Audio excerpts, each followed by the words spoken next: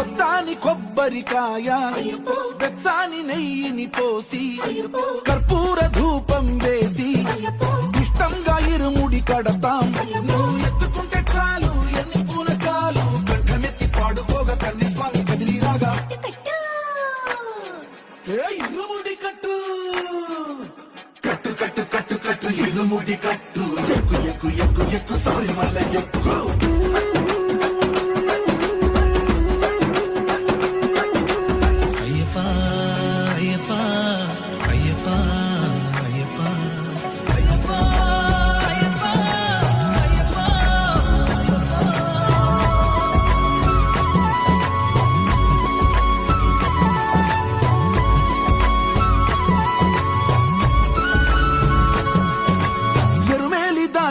వస్తాం